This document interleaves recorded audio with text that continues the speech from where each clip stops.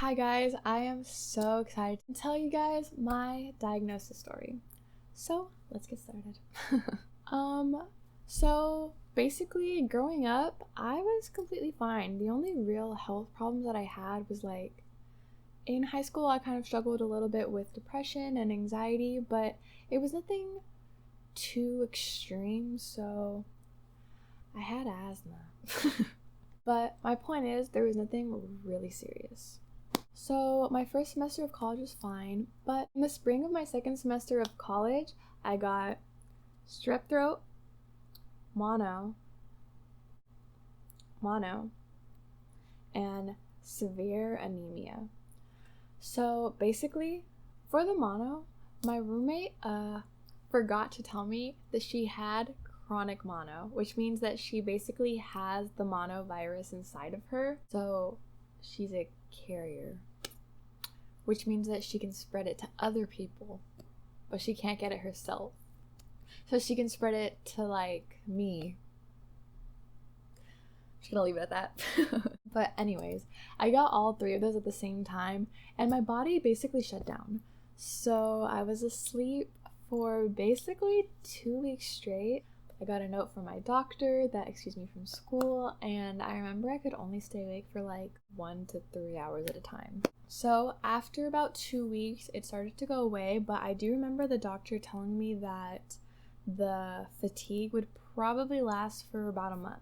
So I was kind of expecting that, and I just kind of got used to it and pushed through it. But I did notice that even like later on in the summer, the person that I was with at that time was always commenting about how tired I was and how I was always so anxious and how it wasn't the same behavior as before, like when we first met.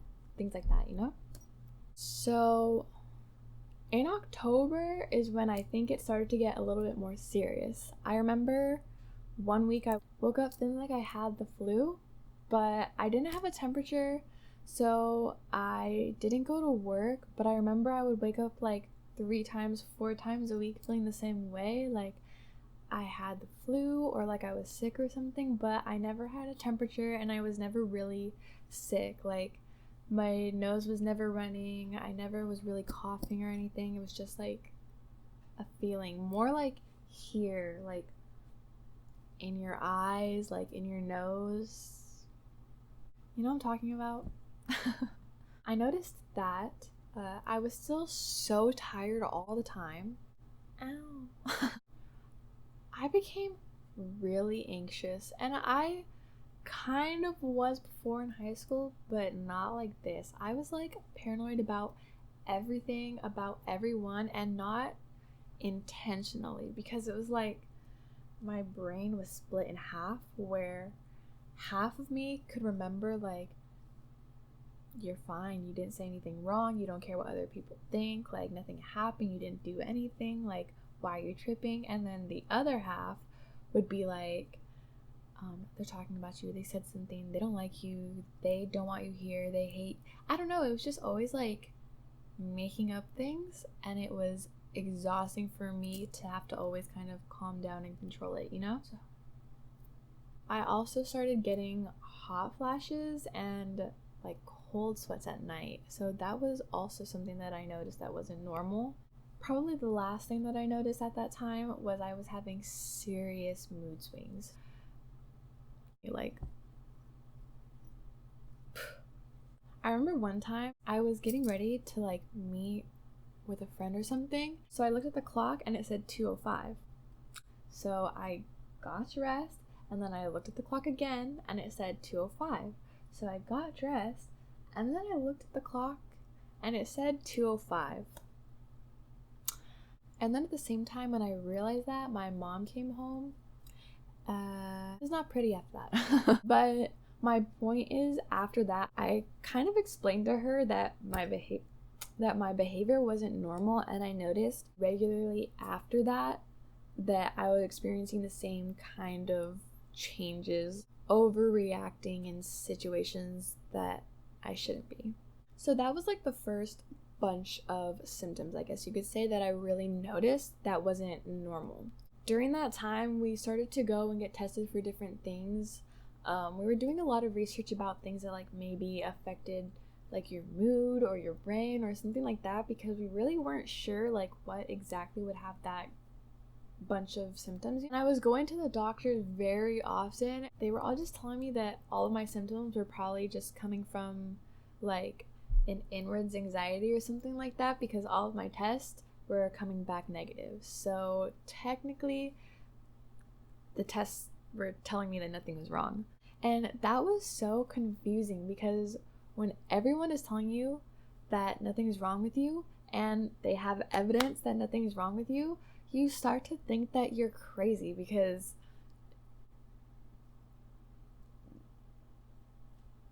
you think something's wrong with you. So the second week of December in 2018, I went to visit Florida for the first time. And on the second day, I decided to move there. And this is important. On February 3rd in 2019, I moved to Orlando, Florida. Oh my goodness, I loved Florida, honestly. But anyways, the timing of arriving in Florida was very strange, because actually it was awful. The family that I was staying with, they're kind of like my family, but not really, like not blood. We're just gonna call them my aunt, uncle, cousin, thing like that, you know? There was just a lot happening with that family at the time when I arrived. I had a lot of things happening like in my head, and a lot of symptoms, and then like a new environment and a new family, and just a lot was happening. And at first I wasn't really sure why life kind of brought me there, you know? But when things finally started to kind of like settle down, I remember my aunt told me to explain to her all the symptoms that I was feeling while they were happening as much as possible, even if it seemed small or insignificant or whatever, to just explain to her as much as possible to see if maybe we could figure it out. So we kept going to doctors, we were testing for everything, and slowly I was explaining her symptoms, like sometimes I would physically become nervous like instantly for no reason, like shaky, my voice was shaky, I felt weak, I felt like almost nauseous, like hot, almost like sweaty, but not really, you know, like fake nervous. I told her that at that time I thought it was normal to use the bathroom every night around the same time. Now I realize it's not normal. Another thing I thought was normal was like when girls wear like leggings or tight pants, that it would feel like there were a lot of like ants crawling on your legs. I thought it was because the pants were tight or something. I don't know. Later I found out that is called RLS, which is restless leg syndrome. So it just basically feels like your legs want to like shake all the time, or like you feel like you have like ants crawling on them and kind of want to scratch them, and it's just not comfortable. I had a lot of like brain fog, like forgetting or having a hard time concentrating or understanding or hearing or things like that. It was just very hard to like function. And physically I lost so much weight, because just in general the whole sickness kind of took away my appetite. Finally in around March is when we kind of put everything together. I had known that my aunt had fibro for a number of years, but never really much about exactly what it was. But as time was on, she was kind of able to help me figure out that that's also what I had. So that's how I figured out I had fibro, was slowly kind of figuring out all of my symptoms, and then having someone else who understood exactly what I was going through. And that helped so much in speeding up the process of getting a diagnosis, of going to doctors, of finishing tests, of figuring out how to get healthy again. So, what exactly is fibromyalgia? Fibro, which is the abbreviation, is a nervous system and musculoskeletal system disorder where basically your brain sends signals to your body that you're in pain or you're sick or a variety of other symptoms, but nothing is actually physically wrong with you. So even if you feel pain when you look or you test, nothing's going to show up, which would explain all of the negative tests that I had experienced before. At that time, it wasn't as painful physically. It was more of an emotional struggle and like figuring out that aspect. That time, I don't think it was as physically painful as emotionally confusing and exhausting, if that makes sense. Because I don't think I really experienced a lot of the pain until a few months later. I do remember my aunt getting really like upset when she kind of realized what I had. And at that time, I was like, oh, it's okay, I'm okay. But now, looking back at it, honestly, it's like one of, I guess, my most cherished memories during this whole process, because now I understand, and it feels good to like have someone who can say that they understand how I feel, and I know that they mean it and that they seriously understand how I feel. You know what I'm saying? I stayed in Florida until the end of April when I finally moved back to California, because it was just a lot easier to make appointments with doctors and get medication and everything like that. So I finally moved back and I started seeing so many different doctors. I saw, bear with me,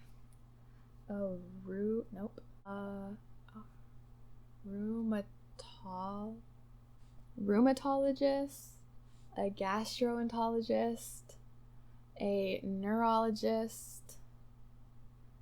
I saw holistic like medicine doctor. I saw my primary care physician. Literally so many doctors I don't even know. First medication that I tried was tramadol. When I tried it in Florida, I felt so much better. I felt like 98% compared to normal. But for some reason, it just did not work the same when I was in California. I remember I went on a missions trip to Mexico. I was taking that medicine and it was just so hard to pay attention, and I felt like I was always like having to really like struggle to like keep up with everything. Also think it's really interesting because way at the beginning, I remember them telling me like, oh, you might become like really depressed. Like many people with fibro tend to become really depressed. And I was like, nope, not this girl. Put a pin in that, okay? During the summer, my main struggle was trying to kind of like convince and explain to my family what was happening, because it was really hard to understand for all of us. I decided to stay home for that semester so I could just finish figuring out everything and finally get an actual diagnosis. I had already known that this illness was regressive, so it would get worse over time, but I was not expecting it to get that bad that quick. Between September and December, things just got so bad. Physically, I had a lot of pain like in my back, in my neck. There's just this strange like all over pain that kind of like almost pisses you off. I was having crazy mood swings that I could not control. It's like afterwards you kind of have like a guilt. How do you kind of have like a guilt hangover, if that makes sense. And emotionally, it was so strange. I tried so hard just to stay positive, and I think that was the hardest part, is that I was so positive like through the whole thing. I've always just been like a glass half full kind of person, like at least this, or well, there's that, or but this. But I still ended up with this just deep sadness that there was no cause for, if that made sense. Like, I could acknowledge everything that was good in my life, that I was blessed about, all the people that I had, but it didn't change how I was feeling inside. And that also just kind of like affected everything around me as well, you know? On top of my physical condition getting worse, I just always had this sadness that I would say felt like you were getting like pinned to the floor, like through your bed. Like you want to just lay down on your bed and it feels like someone like puts a pin like through your heart and like into the ground. I don't know. And it just gets hard to stand, and it's almost like when you leave, you can like feel the hole from where the pin is. It still like hurts and it aches and it's like not healed, and it's just super sensitive, and you're just kind of waiting to come back so you can like put back the pin. That doesn't make it feel better, but I don't know. That's just how I would describe it. Part of that experience too was second week of November, I tried another medication called gabapentin. It's a nerve pain reliever, and I think it's an antidepressant. So I tried that. That made things so much worse. Oh my goodness. I have never experienced that kind of sad in my life, and I really hope I never experience that again. But we tried it and it didn't really work, so we kind of set that to the side. We're back to square one. So that puts us at the end of December. Now, the only medication I was taking was a CBD with like a THC, like an oil that you like drop underneath your tongue, and it's supposed to help with like a variety of different things. I don't know exactly how I feel about it. It's kind of hard because I feel like if you don't have a really serious problem, it might be easier to notice, but when you're in that much discomfort, it's hard to notice really small changes. That was the only thing I was taking for a while. Recently, through meeting different people and a lot of research, we now started to kind of think that I might have the wrong diagnosis, because fibro and Lyme have almost the same symptoms. I feel like there's so many things that I'm missing and that I'm not saying. Now I'm going back to another specialist, and we just finished 2 more rounds of testing. So we're just waiting on the results to see what is happening there, and we did find a few more things in other tests that were not exactly normal, so that's good because that gives us something to work on, right? Same doctor that I've been working with about Lyme has given me a bunch of different vitamins, so I have been taking those. I feel like that might be helping too. So that's pretty much a summary of like my whole health story, more specifically, because I know I've like talked about it a lot but never really gave you guys like the whole background story. Honestly, for myself personally, I feel like the hardest part of having fibro, or whatever I have, but for now, fibro is not even the physical part. It's honestly the mental aspect about it. First of all, looking completely healthy, yes, is a blessing, but at the same time, it's really hard when everyone is expecting you to act the way that you look. It's really hard because you can't expect everyone to understand. If anything, you have to expect them not to understand. Even when they understand, you still need to expect them not to fully understand, because they don't, and they won't, and they can't. Things like my speech, how I say words, how smoothly they come out, if they come out, order, how I hold things. Sometimes I drop things, sometimes I throw things, sometimes it's hard for me to hold things, sometimes it's hard for my fingers to move. Sometimes I have like twitching, like my eyes will move or my head will move. or like I'll just kind of spasm in any direction. Sometimes it's really hard to focus like while people are talking, so I feel bad because I miss conversation. Like almost like my thoughts are too loud for me to hear like what's being said. A lot of times sensory overload is like a huge symptom for me because lighting is so hard to control, sound is so hard to control, things like that. Or even socially, it's really hard because no one my age wants to slow down. Kids my age want to go out late at night and to go on hikes super early in the morning and to get breakfast and to go running and to go walking around the city and to travel and to party. And I am a grandmother on the inside.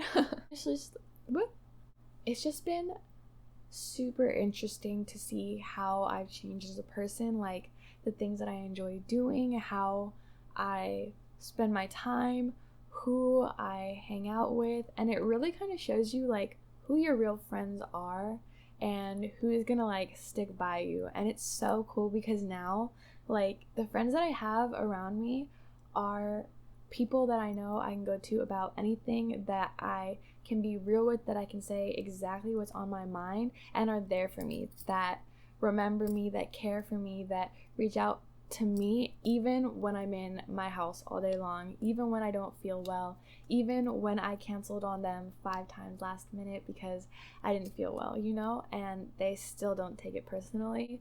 Like, it's just, there's so many different aspects to life with an illness that change. Honestly, everything happens for a reason, and no, I don't think that I needed to get sick for my life to kind of lay out the way that it was supposed to, but I do think that God takes what the enemy meant for evil and turn it into good, and I think that that's something that I see him do every day.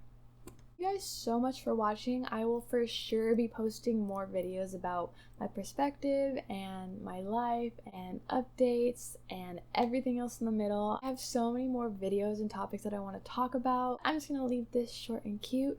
Please feel free to leave me questions, comments, or message me. I love talking to you guys, and if I have enough questions, maybe I'll make a question and answer video about whatever your guys' questions are. Thank you guys again so much for watching, and I'll see you guys next time. Bye.